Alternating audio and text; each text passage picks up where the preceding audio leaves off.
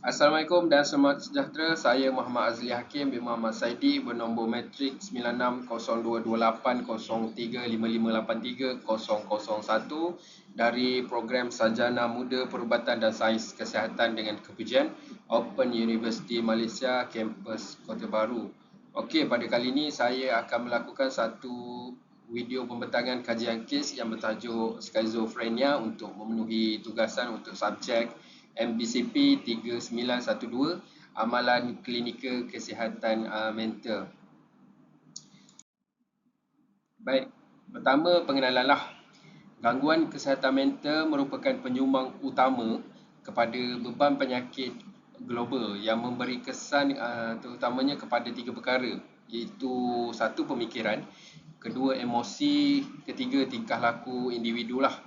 Antara gangguan ini, skizofrenia adalah satu keadaan psikiatrik kronik yang memerlukan pengesanan awal dan pengurusan berterusan bagi mengurangkan komplikasi serta meningkatkan kualiti sifat hidup lah ataupun pesakit.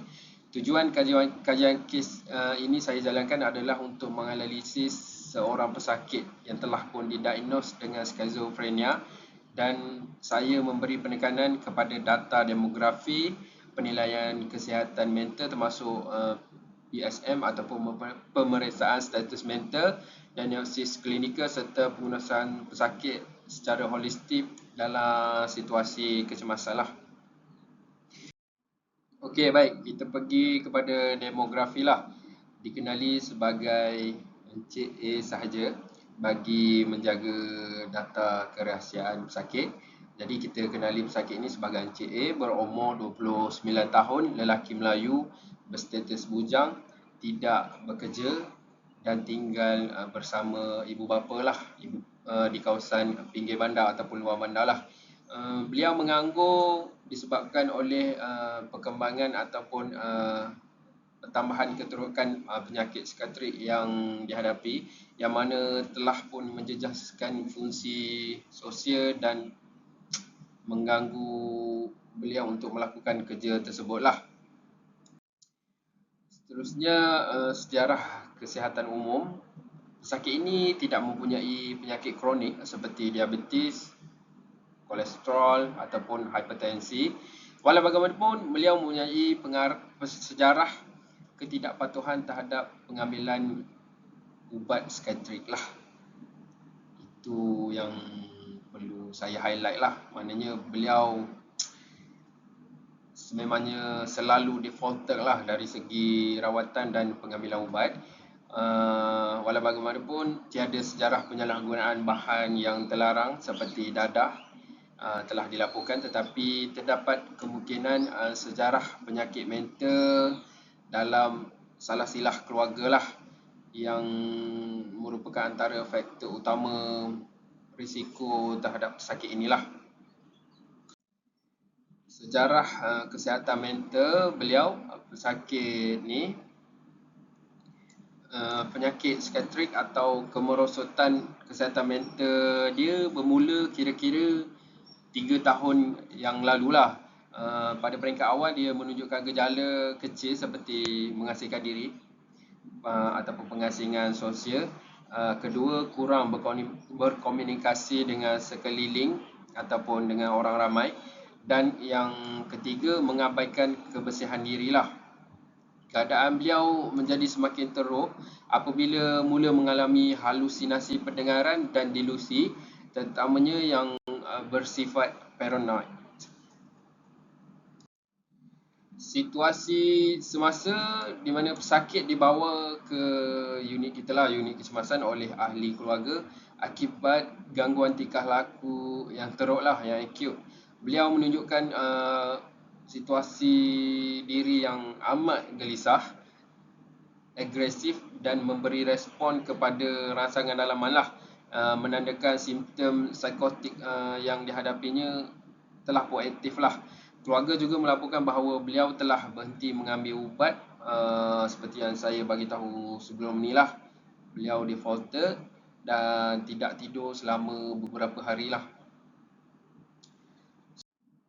Okey, seterusnya dalam MSE ataupun pemeriksaan status mental, kita akan cek 3 benda lah: penampilan dan tingkah laku, kedua pertuturan emosi dan pemikiran pesakit, dan yang terakhir persepsi, kognisi dan insight yang ditunjuk ataupun dibawa oleh pesakit lah.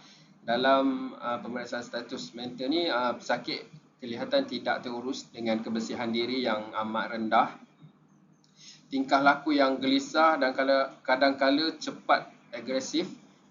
Dia menunjukkan kontak mata yang sangat lemah dan mudah terganggu lah, menandakan gangguan yang beliau hadapi dari segi perhatian dan fokus lah ataupun tumpuan. Pertuturan pesakit pula adalah laju dan kadang-kala tidak koheren lah. Mood kelihatan mudah marah dengan efek yang tidak sesuai lah. Proses pemikiran tidak teratur, bercelaru, serabut, manakala kandungan pemikiran menunjukkan delusi paranoid lah. Ini menunjukkan gangguan ketara dalam proses proses kognitif. Jadi pesakit ini mengalami halusinasi pendengaran, iaitu dia menyatakan mendengar suara yang mengulas perbuatan dia lah, mengulas tindakan dia. Fungsi kognitif dia ternyata telah terjejas, khususnya dari segi perhatian ataupun fokus dia dan dalam membuat pertimbangan. Insight pula adalah sangat lemah kerana pesakit sekerasnya menafikan penyakit yang beliau hadapi dan tidak mahu ataupun menolak ataupun enggan menerima rawatan yang kita hendak berikan.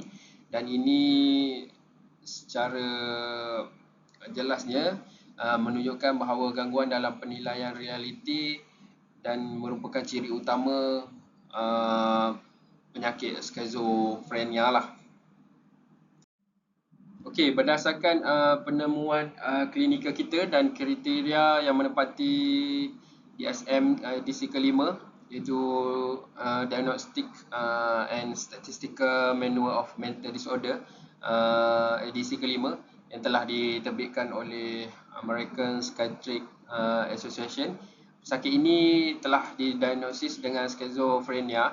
Diagnosis ini disokong oleh kehadiran halusinasi, satu, kedua delusi, ketiga pertuturan yang tidak teratur dan koheren, dan keempat kemerosotan fungsi yang berpanjangan lah, melebihi 6 bulan lah. Jadi diagnosis kasar kita adalah pesakit ini menghidapi skizofrenia lah. Seterusnya dari segi diagnosis rawatan ataupun kejururawatan yang dapat kita kenal pasti, pertama, gangguan proses pemikiran berkaitan psikotik lah. Kedua, risiko keganasan akibat tingkah laku beliau yang sangat agresif terhadap diri, terhadap orang lain dan persekitaran lah. Ketiga, interaksi sosial terjejas akibat pengasingan sosial yang telah pesakit sendiri lakukan. Selain itu, ketidakpatuhan terhadap ubat dan rawatan lah, serta defisit penjagaan diri juga telah pun dikenal pastilah. Okey, seterusnya intervensi. Bagi gangguan proses pemikiran, intervensi yang penting termasuklah orientasi realiti dan persekitaran yang tenang. Untuk risiko keganasan, pemantauan rapi dan persekitaran yang selamat adalah sangat penting. Seterusnya, kepatuhan ubat perlu dipertingkatkan melalui pendidikan kepada pesakit itu sendiri dan kepada ahli keluarga ataupun waris lah terutamanya. Galakan terhadap penjagaan diri dan aktiviti harian juga semestinya mesti akan dapat membantu sedikit sebanyak mengatasi defisit penjagaan diri beliau lah. Mungkin dengan sedikit pergaulan ataupun sosial akan mengubah dan membantu minda serta pemikiran pesakit ke arah yang lebih positif lah. Okey, pengurusan pesakit perlulah dilakukan secara sistematik dan berperingkat lah, bukan main langgar je kan. Pada peringkat kecemasan, rawatan awal yang kita bagi adalah penenang lah. Menggunakan ubat midazolam, IM lah kita bagi mengawal agitasi pesakit. Khususnya kita bagi ubat rawatan farmakologi pula, menggunakan ubat antipsikotik seperti haloperidol, juga IM untuk mengawal simptom psikotik beliau lah. Diikuti dengan ubat-ubat lain lah, seperti sekiranya semakin teruk, kita akan bagi IV midazolam untuk pesakit rehat dan bertenang lah. Intervensi psikologi seperti terapi sokongan juga kita akan perkenalkan kepada pesakit ini apabila keadaan beliau sedikit stabil dan tidak membahayakan sekitar lah. Pelibatan keluarga juga amat penting. Jadi melalui pendidikan psikososial, kita akan bagi kepada waris dan keluarga untuk diorang memastikan pesakit itu dapat mematuhilah jadual pengambilan ubat dan rawatan yang kita tetapkan bagi mengelakkan risiko untuk relapse ataupun penyakit beliau tu berulang ataupun semakin teruk lah. Akhir sekali, perancangan kita discharge melibatkan rujukan susulan dan sokongan kesihatan mental komuniti lah, seandainya pesakit stabil. Dan sekiranya sebaliknya, kita akan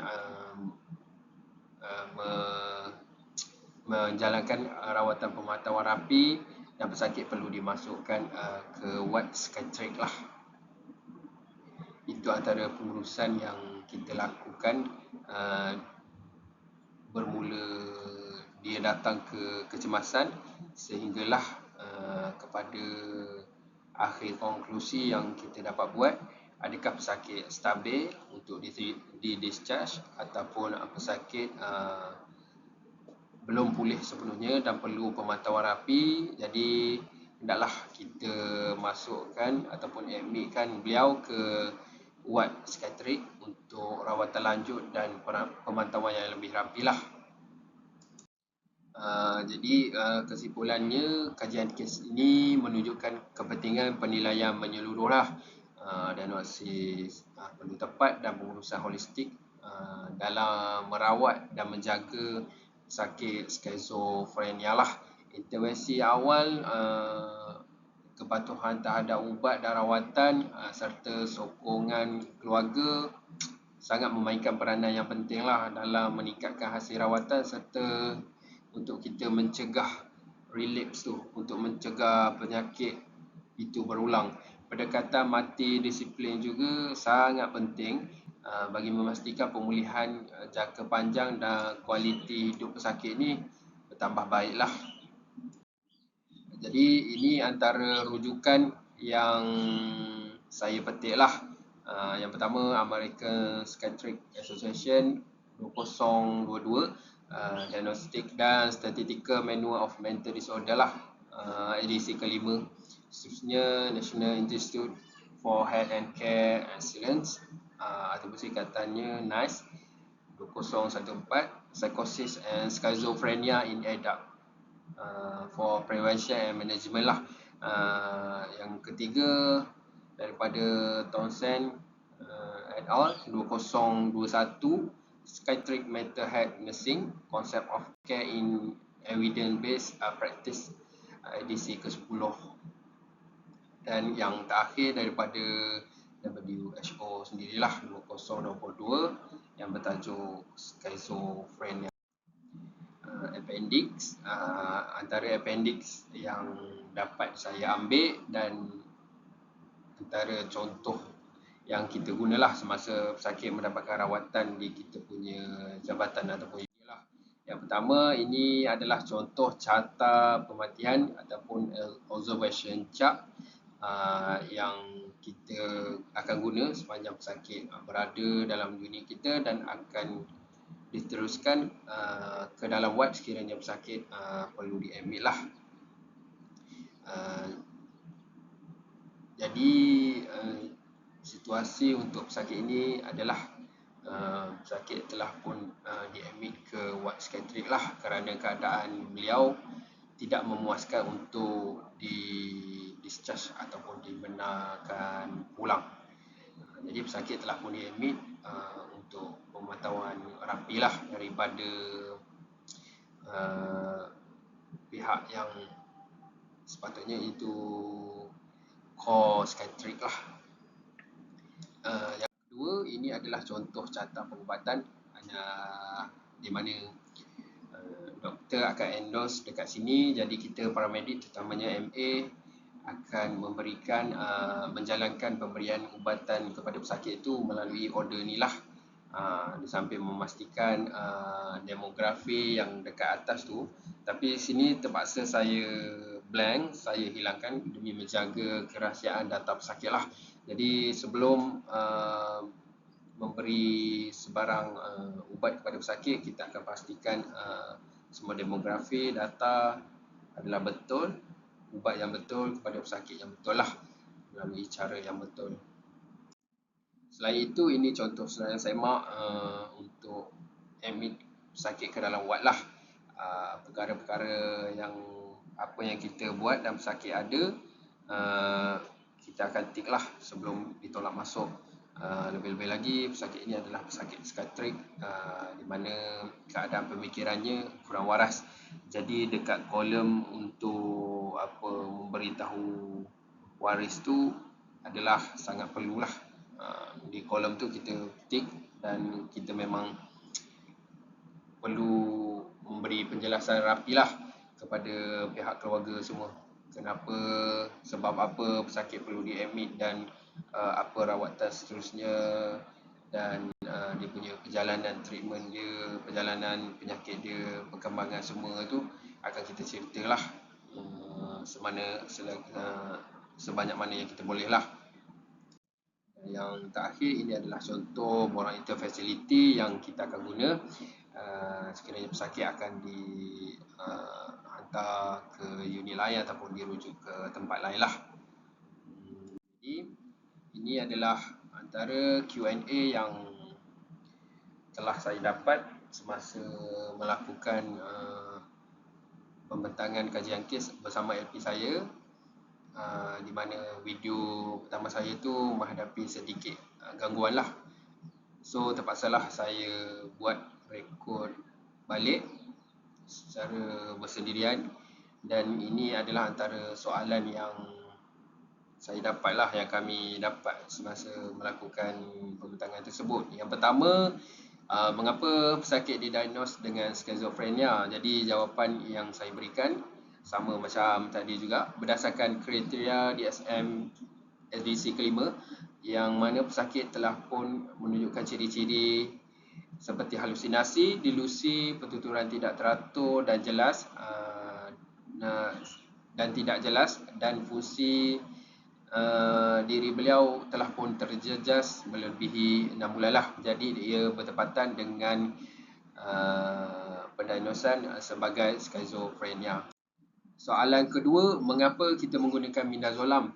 Jawapan dia adalah untuk penenang cepat bagi mengawal agitasi yang teruk lah ataupun akut, dan mencegah bahaya bagi diri pesakit itu sendiri serta sekeliling lah, sekitar, serta dia selamat dengan pemantauan rapi lah. Soalan yang ketiga, keutamaan penolong pegawai perubatan. Apakah keutamaan penolong pegawai perubatan dalam kes ini? Keutamaan kita adalah memastikan keselamatan pesakit serta memastikan rawatan yang kita beri itu berkesanlah, sampai memastikan penyakit yang dihadapi ataupun masalah yang dihadapi pesakit itu semakin bertambah baiklah. Itu adalah keutamaan kita sebagai PPP lah. Soalan yang keempat, apakah peranan keluarga lah? Jadi jawapannya, peranan keluarga di sini sangat perlu dan memainkan peranan yang paling besar lah. selain sektor ataupun kita perawat ni, keluarga adalah tempat ataupun badan yang paling penting untuk memastikan peningkatan kepatuhan terhadap perawatan, bagi mengelakkan relapse ataupun mengurangkan kebarangkalian untuk penyakit yang dihadapi itu berulang kembali, dan sambil memberi sokongan emosi lah kepada pesakit itu sendiri. Dan soalan yang kelima, soalan yang terakhir, mengapa kepatuhan ubat itu penting? Jawapan dia adalah untuk mengurangkan risiko relapse lah, serta mengelakkan kemasukan semula ke hospital dan menghalang sebarang kemerosotan simptom lah.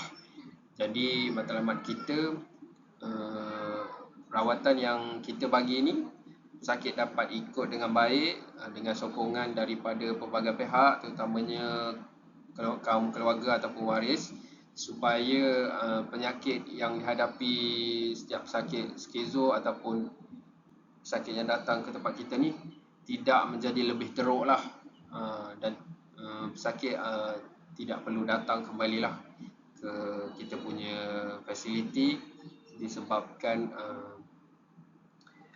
gejala ataupun penyakit yang dihidapi itu semakin menjejaskan diri beliau lah. Setakat itu sajalah pembentangan kajian kes saya berkaitan dengan skizofrenia untuk kali ini. Jadi sekian, terima kasih. Assalamualaikum dan bye-bye.